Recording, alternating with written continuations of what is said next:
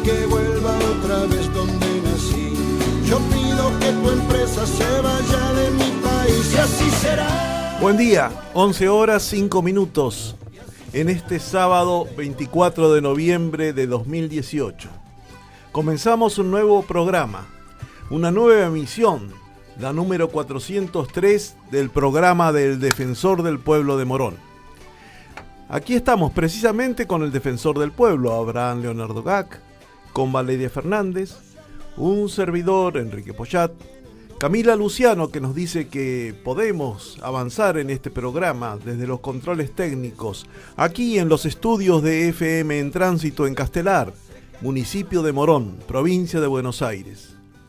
Conectados con ustedes porque han sintonizado sus receptores en el 93.9 de la frecuencia modulada o están conectados desde algún lugar del planeta a través de internet www.comunicacionsocial.org.ar o www.fmentransito.org.ar.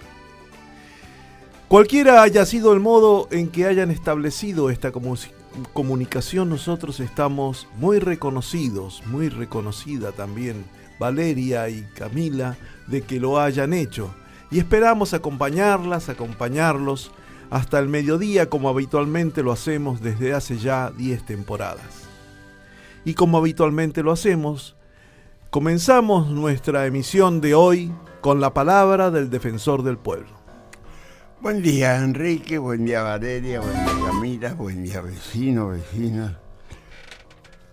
Y yo a veces pienso si los temas que abordo no son estrictamente los vinculados al municipio.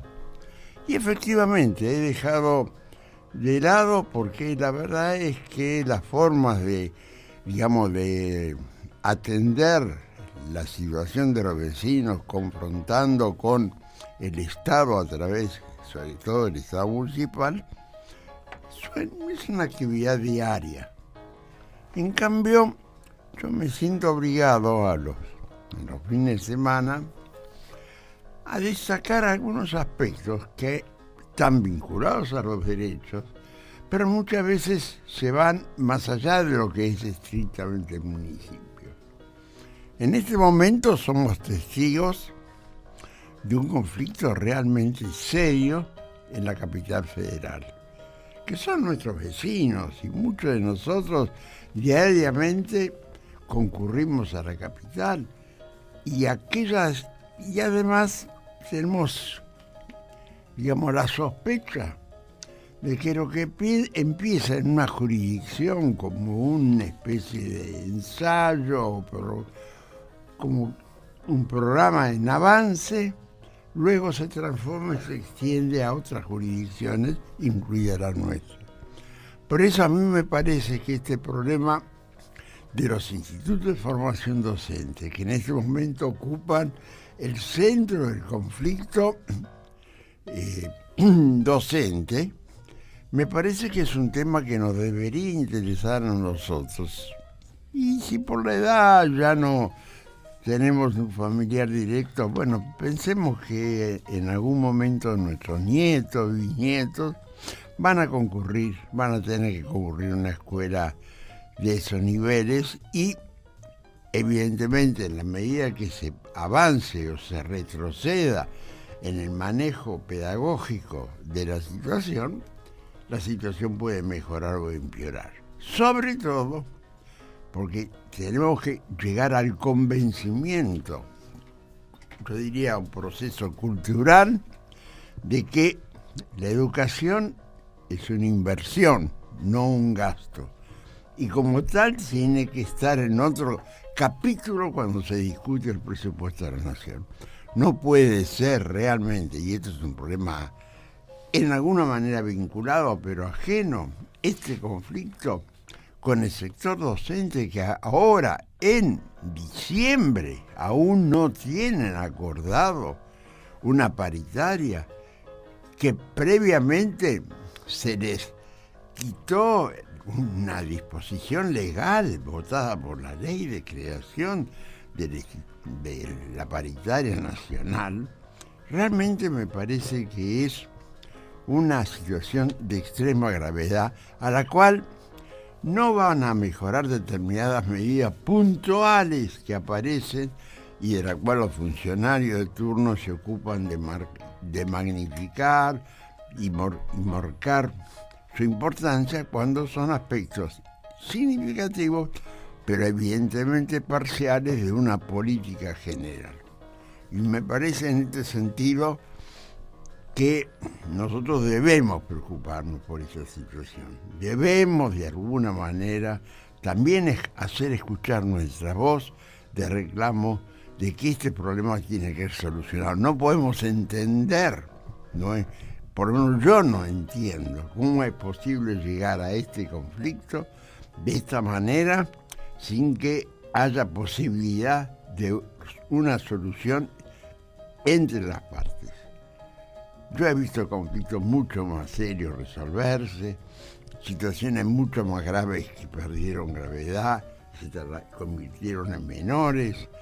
Hay muchos caminos, muchas soluciones a las cuales deberíamos, presionar para que el gobierno entienda que no es una solución el no resolver el problema. No admitimos que esto sea tratado como una confrontación entre Estado y gremio. No puede serlo. Son intereses muchas veces contrapuestos, puede ser, pero no cabe ninguna duda que algunas de las medidas tienen que ser escuchadas. No admito que uno diga, bueno, yo cierro 29 institutos de formación docente, con todo lo que significa en historia, antecedentes, cantidad de docentes, y paso a tener un solo instituto donde voy a ocupar los 29, va a ser indudablemente un instituto enorme, y no decimos nada con respecto a lo que vamos a hacer ahí. No decimos nada de quiénes van a ser los docentes. O acá hay detrás de esto un interés de transformar las escuelas públicas en un mecanismo previo hacia la educación privada, donde lo privado ocupe un lugar más importante, donde no suceda lo que el señor presidente señaló, que solo los pobres van a caer en la educación pública. Yo creo que en eso tenemos que estar pensando. Señores, la educación es el centro del desarrollo de un país.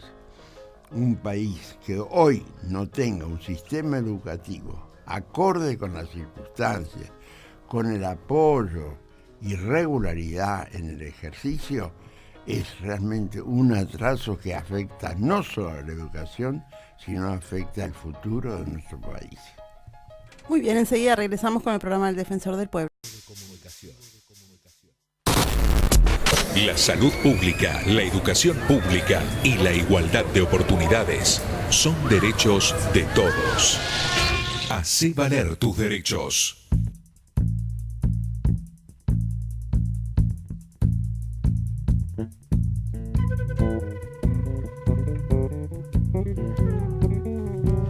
Y regresamos al programa del Defensor del Pueblo, como decía Enrique Pochata, el 403 de esta 10ª temporada, aquí en el estudio Nora Cortiñas, como cada sábado en estos últimos 10 años, haciendo este servicio del Defensor del Pueblo. Y como cada sábado, invitamos a personas, hombres y mujeres referentes de nuestro territorio, de nuestro país, gente que tiene cosas para decir. Y nos pareció interesante volver a tener a Claudia Cesaroni, que es abogada, magíster en criminología, docente, una gran luchadora por los derechos humanos y escritora también, por supuesto, pero además brigadista. Entonces queríamos que nos cuente un poco de qué se trata este documental que se estrenó el jueves en el Gumón, que se llama Los 120 Brigadistas del Café, y que, bueno, de alguna manera es interesante escuchar toda la historia, ¿no? Muy buenos días, Claudia. Hola, ¿qué tal? Buenos días, ¿cómo estás? Muy bien, pero me imagino que vos mejor porque bueno, estuviste ahí en este estreno, sí, de este documental que cuenta la historia propia, ¿no? De alguna manera. ese recorrido que hicieron hace 31 años ustedes, este grupo de brigadistas a Nicaragua. Contanos un poco primero esa historia, ¿no? Que es muy interesante. Se me va un poquito el audio, escucho se me va lo que escucho. Sí, la película es Los 120, la Brigada del Café. En realidad el viaje nuestro fue hace 33 años, 33. En enero y febrero de 1985. Nosotros éramos 120 militantes de la Federación Juvenil Comunista, la FEDE, del conurbano de la capital. Yo en ese momento militaba en Quilmes, que es donde nací, y de varias provincias de nuestro país, de Tucumán, Entre Ríos, Santa Fe, Córdoba, Mendoza. Y bueno, fuimos seleccionados, digamos, por nuestra organización para ir a hacer solidaridad concreta al territorio de nuestra amada Nicaragua, que hacía unos años, desde julio de 1979, había logrado derrocar a una de las dictaduras más feroces del continente, la de Anastasio Somoza, y que en ese momento, cuando nosotros fuimos, estaba en plena guerra defensiva de los ataques de Estados Unidos, utilizando a la contra, lo que se llamaba la contra, que era la contrarrevolución. Lo que fue la película, el documental de María Laura Vázquez, que es nuestra directora, cuenta un poco aquella historia con imágenes de ese momento que fueron recogidas por uno de los brigadistas, Rafael Massimo, que es un compañero que a la vuelta hizo un video, un documental también, claro, que se llama La Batalla del Café, también muy hermoso porque además es del momento. Y María Laura cruza esas imágenes con nuestra vuelta, la vuelta de 4 de nosotros, de esos 120, en julio de 2016. En ese momento sí eran 31 años, ¿no? Sí, por eso. Claro, y bueno, la película muestra eso, ¿no? El pasado, la vuelta. ¿Y por qué la Brigada del Café? Digamos, porque ustedes fueron a cosechar café. A cosechar café. Exactamente, porque, pero es muy importante explicar eso, porque en ese momento la batalla económica se daba en los cafetales. Exactamente, en garantizar la producción de lo que era más importante para Nicaragua, para su ubicación en el mundo, ¿no? Para la venta, era el producto más importante que Nicaragua tenía para ofrecer al mundo, era café.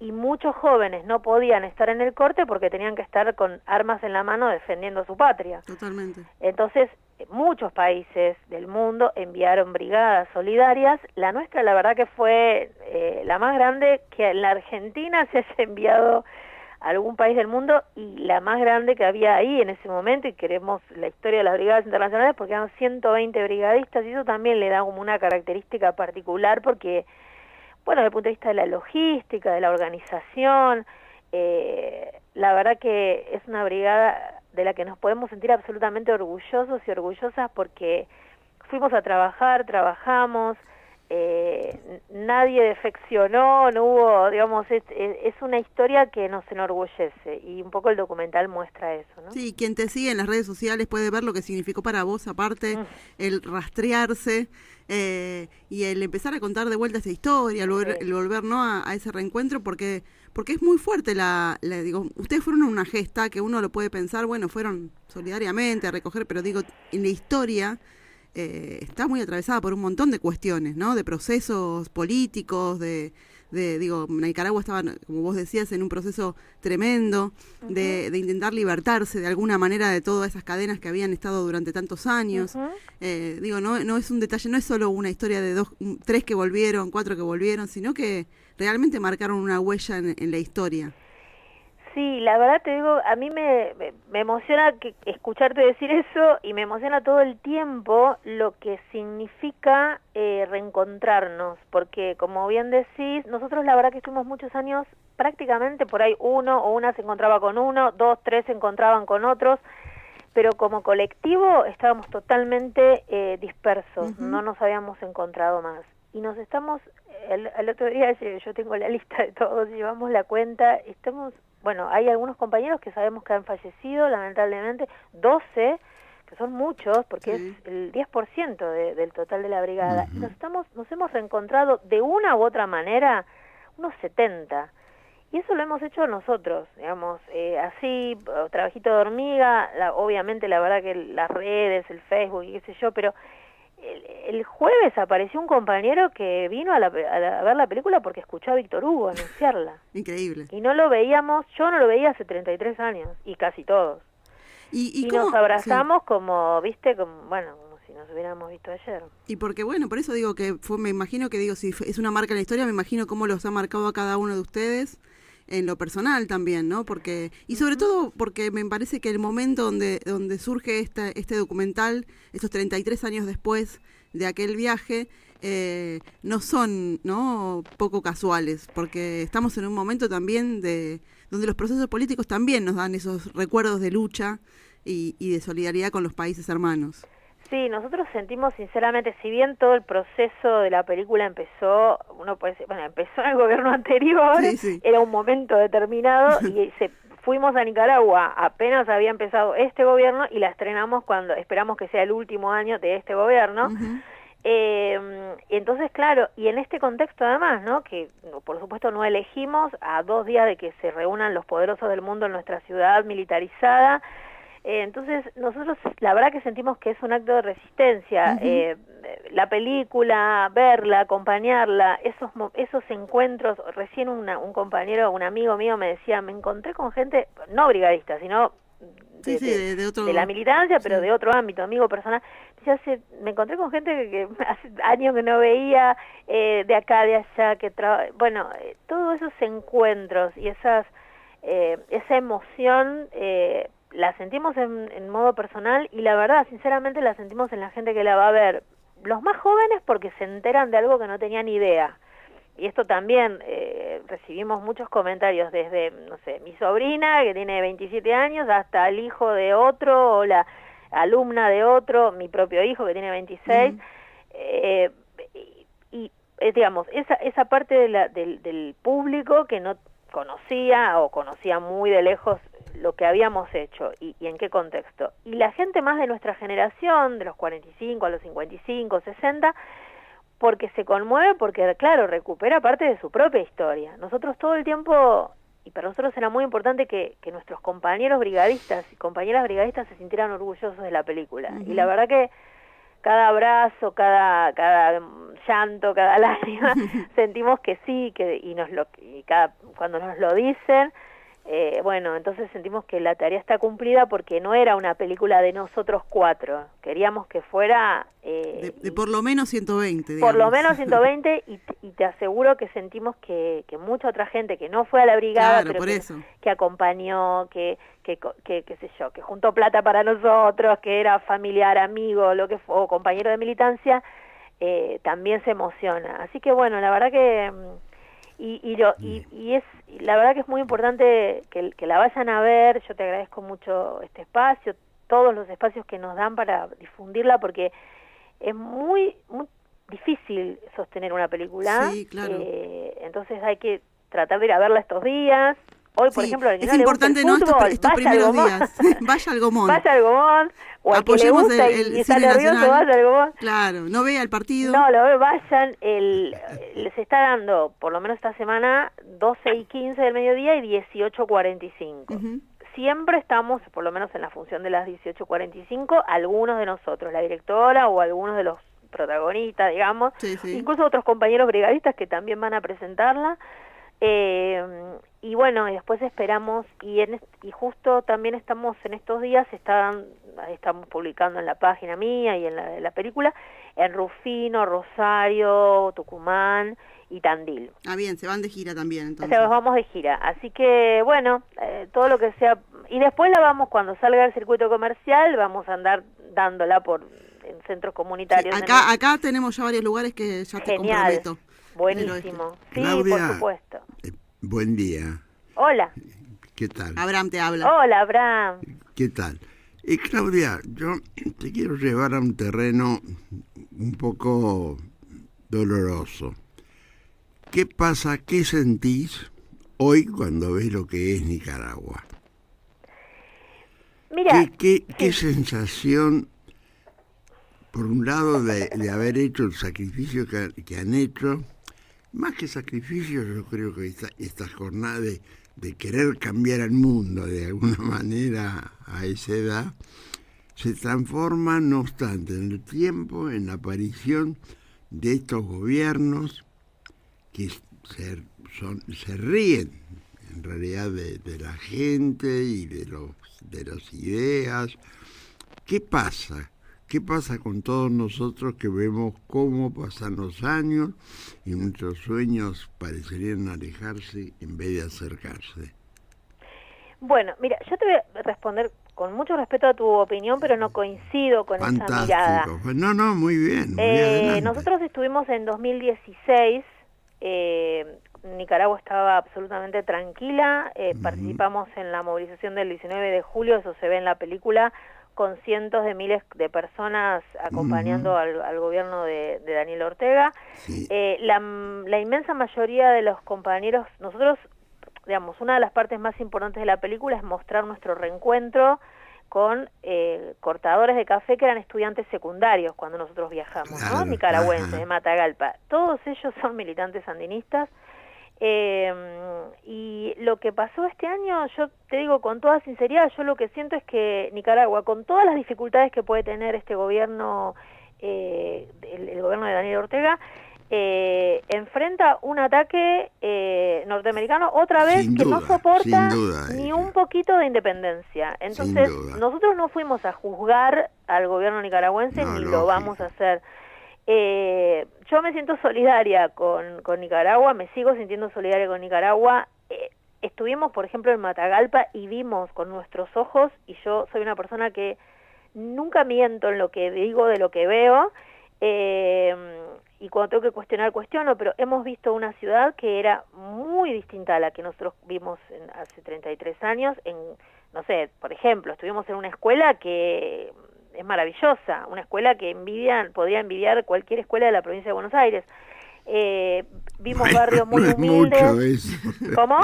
Ya no es mucho eso. No, bueno, está bien, pero nosotros vivimos en un país rico y Sí, Nicaragua es un país claro. muy pobre y Matagalpa es Ya una lo zona creo, muy humilde. ya lo creo, Entonces, sí. digo, yo es como, viste, cuando uno va a Cuba y dice, ¿cómo viven los cubanos? Y bueno, yo tengo que comparar con Haití, Claro. no puedo comparar con La Cava. Exacto. Entonces, bueno, te digo con toda sinceridad, me parece eso, que más allá de cualquier error, dificultad, situación que no nos parezca del todo bien, me parece que el punto es que Estados Unidos no tolera ningún país Así que es. mínimamente se le oponga, y Nicaragua es un ejemplo en ese sentido, así que esa es mi mirada, ¿no? Sí, Muy sí, bien. lo que pasa es que también hay como una ola de Estados Unidos y de otros, digamos, fuerzas poderosas que no se bancan también la unión latinoamericana en general. Exactamente. Hay como una oposición a la unión y a esta patria grande que algunos soñamos todavía y que todavía Absolutamente. pensamos que se puede lograr, ¿no? Pero hay como un golpe constante bueno, en los 70 fue sangriento y terrible, ahora también es sangriento, pero menos solapado, digamos. No, y pasa, viste que son oleadas. Venezuela, por ejemplo, también, obviamente, Sí, está en Venezuela el es centro, terrible. digamos, y hay oleadas. Después con el tiempo se va descubriendo que lo que parecía una cosa era absolutamente otra. Exacto. Bueno, nos pasa a nosotros mismos con el gobierno de Cristina y Néstor, ¿no? Sí, sí. Todo el tiempo, no sé, un montón de gente que pensaba, no sé, qué sé yo, no sé, por decir algo, que Máximo Kirchner tenía un montón de cuentas en el exterior y que quizá votó por eso, ahora descubren que era mentira. Quiero decir, hay muchas cosas que también recibimos alguna información Distorsionada, desde Ujú, luego. claro.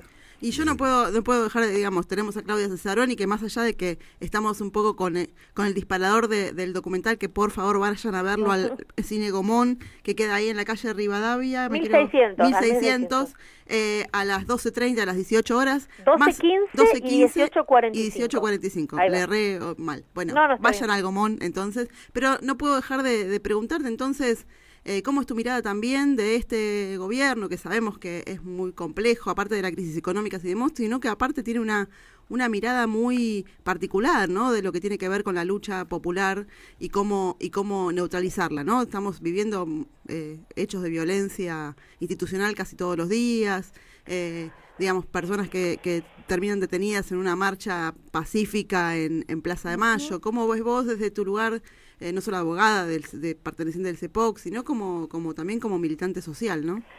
Bueno, nosotros nosotros digo porque creo que muchos venimos diciendo desde el 9 de diciembre de 2015 casi, que este era un gobierno que venía a recortar todos nuestros derechos y garantías, y eso empezó con la detención ilegal de Milagro Sala y no paró. Entonces esa violencia estatal se expresa desde legitimar a policías asesinos como Chocobar u otros casos muy similares, es decir, decirle a la fuerza de seguridad, usted puede dispararle a una persona por la espalda y matarla y nosotros lo vamos a felicitar, hasta legitimar la violencia privada, supuesta, lo que mal se llama justicia por mano propia, porque eso no es justicia, sino acciones violentas de unos contra otros, hasta militarizar nuestras ciudades, pero no solo militarizarlas porque llegan los mandatarios del mundo, sino en lo cotidiano. Ustedes viven en Morón, yo trabajo en Espeleta, aunque vivo en La Cava,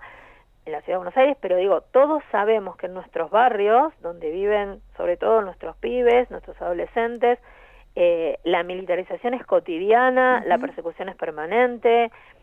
Las personas que viven en determinados barrios prácticamente tienen vedado el acceso a otros lugares de su propia ciudad, ¿no? El pibe que vive en el barrio Carlos Gardel no puede llegar al centro de Morón, etcétera.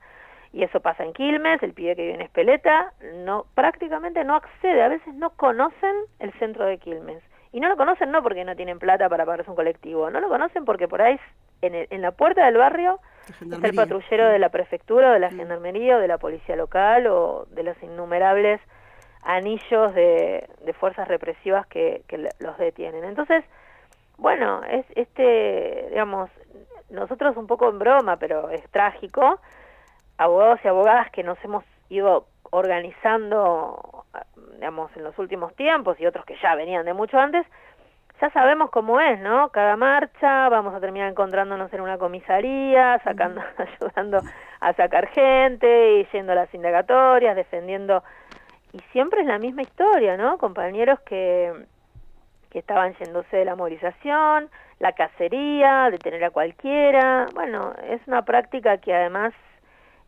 obviamente intenta desmovilizar y asustar a la gente para que no ejerza su derecho a la protesta, ¿no? Sí, y es importante escuchar voces como vos porque también a veces las reglas de la justicia no son las que se imponen, digamos, ¿no? Muchas veces son detenciones ilegales. No, ni hablar. Mira, cuando ves los expedientes, digamos, ahora hace poco yo estoy con un compañero de la Liga defendiendo a 3 compañeros del MTL de Moreno.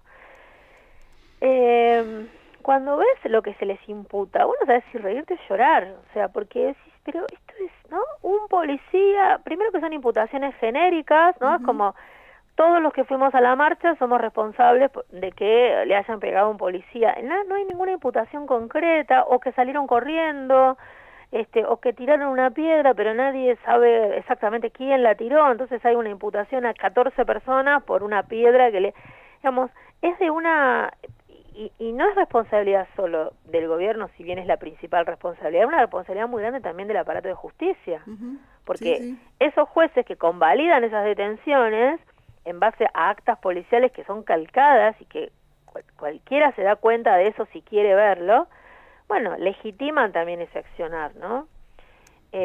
Así que yo, sinceramente, digo, puede haber situaciones en las que alguien, digamos, haga algo que nos guste o no, está caracterizado y definido como un delito, pero en la inmensa mayoría de los casos que a mí por lo menos me tocó ver, son situaciones absolutamente disparatadas, ¿no? Digamos, acusaciones disparatadas que no tienen ninguna sustancia, salvo perseguir ¿no? El derecho a la protesta y a la organización popular, porque fíjate que en el último caso detuvieron integrantes de la Garganta Poderosa, integrantes del MTL, o sea, gente que se estaba yendo organizadamente, incluso con carteles, ¿no? Sí.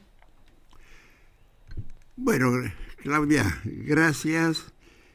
Hemos tenido un contacto a través tuyo de la militancia. Los vecinos de acá de Morón evaluarán, compartirán o no compartirán esta mirada, pero básicamente lo que estamos de alguna manera defendiendo el derecho esencial de expresión y de defensa y ejercicio de la libertad, que es algo que a lo que no podemos renunciar porque es un derecho inalienable del ser humano y nuestro como organismo dedicado justamente a esos menesteres de la defensa de la relación que tiene normalmente el vecino con el poderoso. En este caso puede ser el Estado municipal o el Estado provincial, nacional u otros organismos, e incluso con instituciones privadas que por su poderío muchas veces abusan de la relación que tienen con los vecinos. Y nuestra tarea es esa, justamente salir a acompañar y de alguna manera complementar esa dificultad que tienen normalmente el ciudadano para enfrentar situaciones que son a veces hasta jurídicamente complejas, ¿no? Y una cosa, si me permite hablar una cosa derechos que se van renunciando por desconocimiento, ¿no? Una cosa muy chiquita para agregar a esto que usted dice. En todas las movilizaciones es muy importante la presencia de la Defensoría del Pueblo de la Ciudad de Buenos Aires, en las movilizaciones que son en la ciudad, porque ejercen una función de control y muchas veces nos encontramos en las comisarías con sus abogados también, ¿no?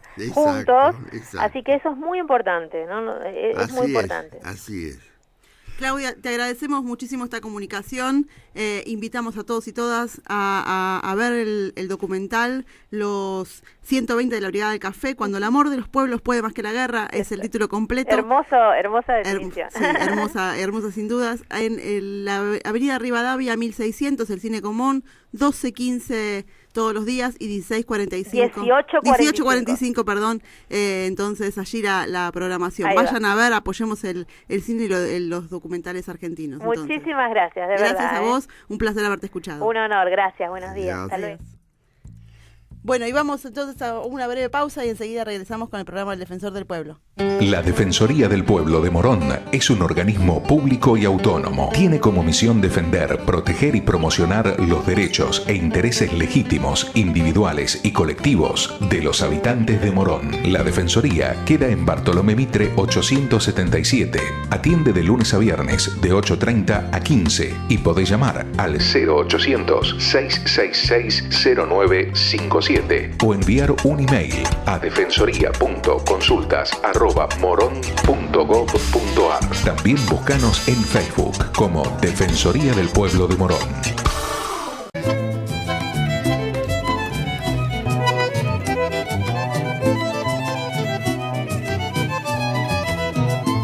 Regresamos con el programa del Defensor del Pueblo, como siempre con la columna de Enrique Pochat, hoy intitulada Mujeres y Violencia.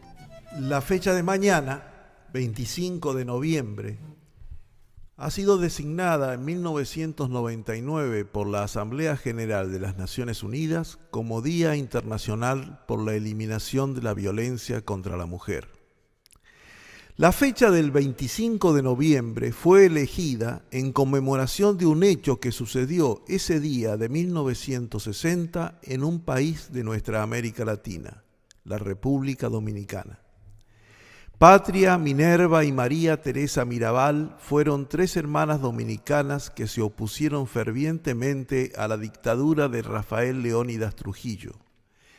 Crecieron en un hogar rural acomodado. En el colegio conocieron a otras jóvenes cuyos parientes habían sido víctimas de la dictadura de Trujillo.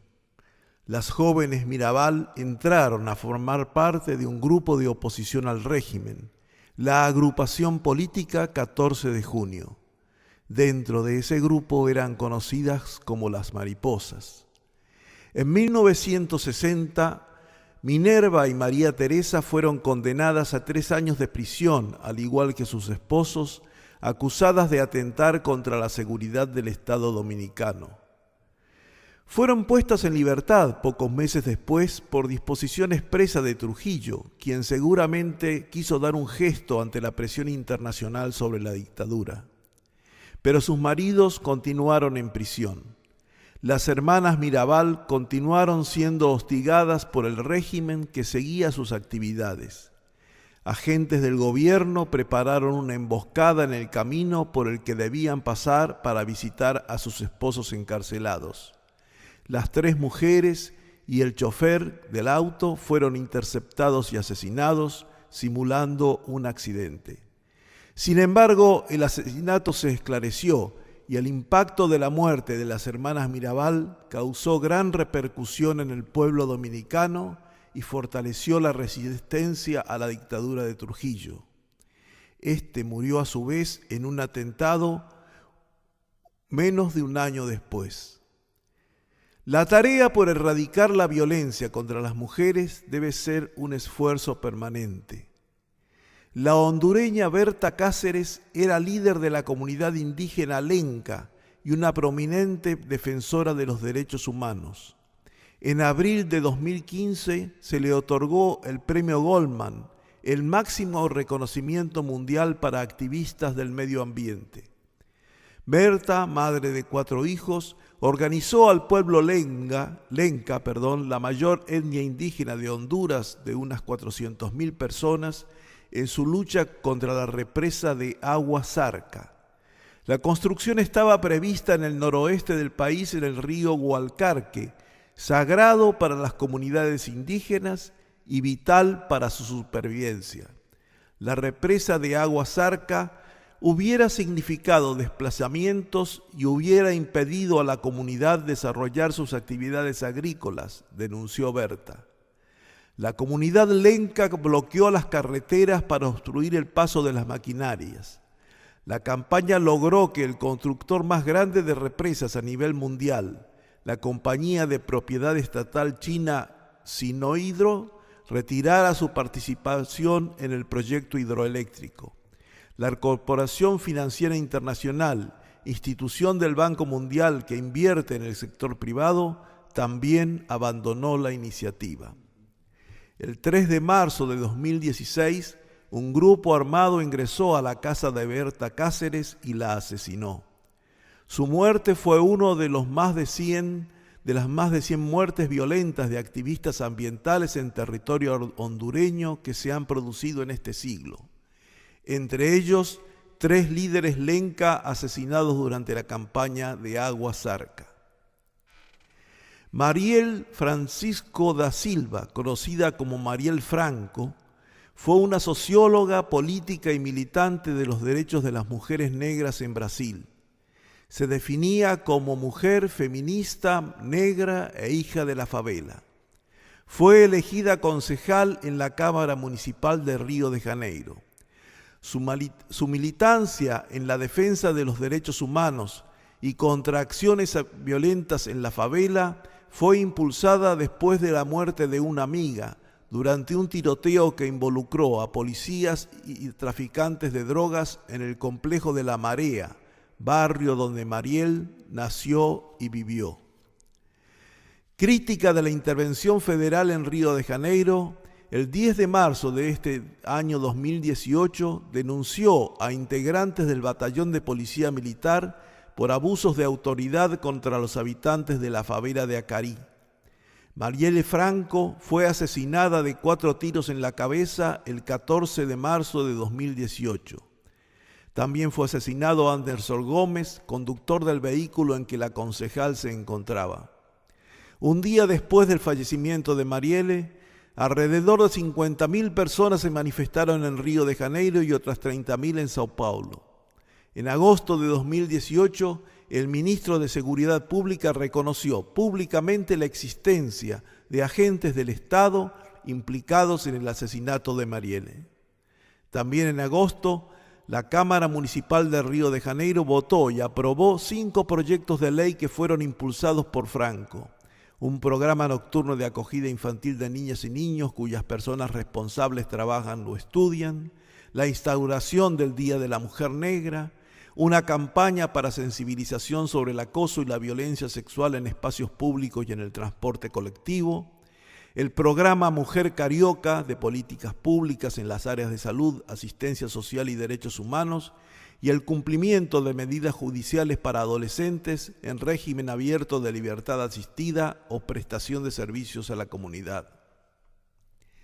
La farmacéutica María da Penha Fernández residía en la ciudad de Fortaleza, en el norte de Brasil, Ceará. En 1983 fue víctima de un doble intento de homicidio, cuando su esposo le disparó por la espalda mientras ella dormía y luego en un intento de electrocución. Como consecuencia, María da Penha sufrió una paraplegia irreversible y otros daños a su salud. El Poder Judicial local condenó en primera instancia al autor de los atentados, pero luego fue encontrando subterfugios para que las acciones violentas contra su esposa quedaran impunes. María denunció ante el Sistema Interamericano de Derechos Humanos que hasta 1997 el Estado de Brasil no había tomado medidas efectivas en el caso. Su ex esposo continuaba libre. En 2001, la Comisión Interamericana de Derechos Humanos responsabilizó al Estado por omisión, negligencia y tolerancia en relación con la violencia doméstica contra las mujeres brasileñas. Consideró que en los episodios de los que fue víctima María da Penha se daban las condiciones de violencia doméstica y de tolerancia por el Estado definidas en la Convención Interamericana para prevenir, sancionar y erradicar la violencia contra la mujer, conocida como Convención de Belém do Pará, aprobada en 1994. La Convención Interamericana incluye en el concepto de violencia contra la mujer cualquier acción o conducta basada en su género que cause muerte, daño o sufrimiento físico, sexual o psicológico a la mujer, tanto en el ámbito público como en el privado. El caso de María da Penha fue el primero en que se aplicó la Convención de Belém do Pará en el sistema interamericano, en el cual se responsabiliza a un país en materia de violencia doméstica contra las mujeres. La Comisión estableció que el Estado debía completar rápidamente el procesamiento del responsable de la agresión, investigar y determinar responsabilidades por el retardo injustificado del procesamiento, tomar las medidas administrativas, legislativas y judiciales correspondientes, reparar las consecuencias e indemnizar a la víctima y continuar y profundizar en el proceso de reformas que eviten la tolerancia estatal y el tratamiento discriminatorio respecto a la violencia doméstica contra las mujeres. En marzo de 2002, el proceso penal fue concluido en el ámbito interno brasileño y en octubre del mismo año el agresor fue arrestado. En 2006, como resultado de una acción conjunta de la sociedad civil y del Estado en Brasil, se aprobó la ley conocida como Ley María da Penha, la cual crea mecanismos para refrenar la violencia doméstica y familiar contra la mujer. Una canción dominicana recuerda a las hermanas Mirabal martirizadas por resistir a la opresión. La escuchamos interpretada por Sonia Silvestre.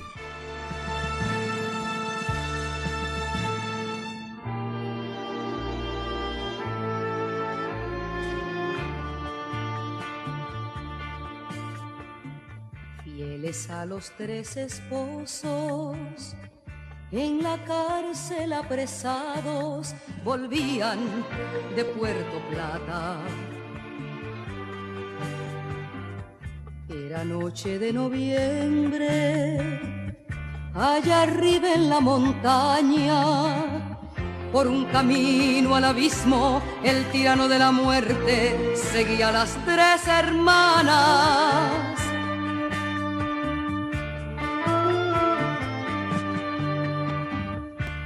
Al dulce claro arroyo, con olor a junco y musgo, sombras, fantasmas, desvelos. Sin luz en aquel silencio, fueron inmoladas ellas. Sin socorro, sin defensa, cayeron las 3 hermanas para levantarse luego en un caballo de hierro. Y a esa noche la muerte, el jinete era el tirano. Música, tambor, banderas, no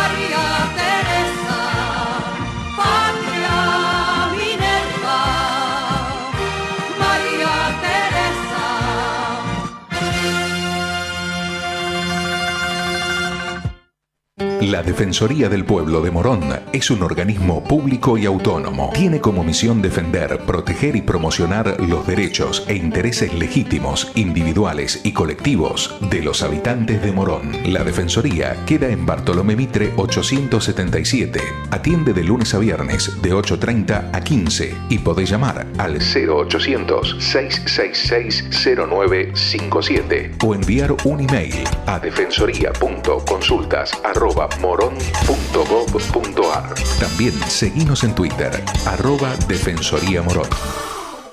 Volvé a usar las agujas para tejer. Aborto.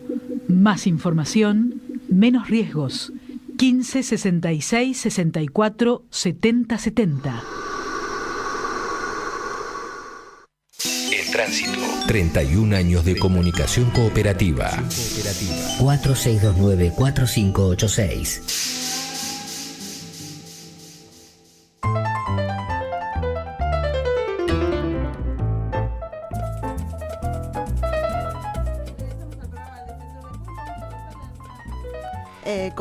Algunas actividades para hacer este fin de semana. Hoy a las 21 horas en el Teatro Municipal de Morón, que queda allí en la calle San Martín y Almirante Brown, al lado del municipio de Morón. A las 21 horas, con entrada libre y gratuita, por supuesto, está La Morsa, de Luigi Pirandello, una hermosa obra de teatro. Dice: la morsa aprieta a aquellos que viven en la aparente calma de la vida cotidiana. Uno cae en la trampa en virtud de una recompensa, aceptando vivir una felicidad inmediata con costos eternos. Una cámara de tortura en la que no hay verdugo. La tortura es la evidencia de la vida que ellos muestran. Va a estar muy buena esta obra de teatro. Se retira, como siempre, una hora antes en la puerta del teatro la entrada. Y actúan Marcela Freiman, Camila Grosso, Néstor Navarría y Martín Ortiz. Esto es, recordamos entonces, a las 21 horas en el Teatro Municipal de Morón. Y también tenemos, como siempre, información sobre el Centro Cultural Discépolo, que queda allí en la calle Santa Fe, 836 en Morón. Tiene, bueno, este fin de semana también, el día de hoy, 21:30, así que pueden elegir entre uno y el otro, pero este es a la gorra consciente, como siempre aclaramos. La obra de teatro Babilonia es una obra entre criados de Amado Discépolo, una excusa que nos permite jugar, sumergirnos en el mundo de los inmigrantes y los marginados. El elenco está compuesto por Ana Gassman, Aníbal Montero, Fernando Baquedano, Ignacio Llanes y mucho más. La dirección es de Damián Ríos. Esto también se retira una hora antes la entrada allí en Santa Fe 836 porque la capacidad es limitada, y por supuesto ahí en el Discépolo tienen por supuesto el servicio de buffet consciente también, muy interesante para ver. Y después también tenemos que nos mandó especialmente para que lo pasáramos, la gente de Abuela Naturaleza está haciendo su segundo taller de creación de horno de barro. Enseñan a hacer uno mismo su horno de barro, ya lo vinieron haciendo en Morón la semana pasada y ahora lo hacen en General Rodríguez. Esto es en la calle Zapala 333 entre La Pampa y Neuquén. En General Rodríguez el día de mañana es la primera parte del curso de 9 horas a 13 y de la segunda parte será el 16 de diciembre en el mismo lugar. Así que también pueden ingresar a la página de Abuela Naturaleza o comunicarse a los teléfonos que allá aparecen para más información.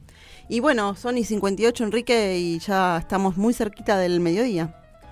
Y cuando llega el mediodía es la hora de terminar nuestra audición. Entonces, nosotros comunicamos, como siempre, que la actividad del Defensor del Pueblo continúa durante toda la semana. De lunes a viernes, entre las 8 de la mañana y las 3 de la tarde, en su sede de Bartolomé Mitre 877 de la ciudad de Morón, el Defensor del Pueblo, Abraham Leonardo Gac, y su equipo de colaboradores, estamos dispuestos para atender de la mejor manera posible tu reclamo, tu denuncia, tu pedido de orientación, tu consulta. 8 de la mañana a 3 de la tarde, y en ese mismo horario se puede hacer llegar tanto denuncia como reclamo como pedido de orientación por vía telefónica a la línea gratuita del Defensor del Pueblo 0800-666-0957 o por correo electrónico defensor@defensoriamorón.gov.ar. El Defensor del Pueblo de Morón cuenta con una página web de la Defensoría, www.defensoriamoron.gov.ar. Allí, entre otras secciones, hay un espacio, un link, como se dice, dedicado a reclamos. Se puede hacer llegar el reclamo. Exactamente, la página web, pueden ingresar ahí donde dice reclamos, toda la información, incluso material probatorio, lo que quieran mandar, fotos, demás, lo pueden mandar para que el equipo de trabajo se comunique entonces y comencemos a proseguir con el expediente, ¿no? Si cabe. Muy bien. Y entonces este servicio del Defensor del Pueblo es el que termina ahora porque llega el mediodía y vuelve a estar el próximo sábado, como habitualmente lo hacemos en los días sábados, desde las 11 de la mañana. Hasta entonces nos despedimos de ustedes deseándoles mucha felicidad en el encuentro familiar, en el encuentro entre amigos, en el trabajo, en el estudio, en la actividad en definitiva por la paz y la justicia. Será hasta el próximo sábado. Hacé valer tus derechos. Con el Defensor del Pueblo, Abraham Leonardo Gac y su equipo de colaboradores. Comienzo del espacio publicitario.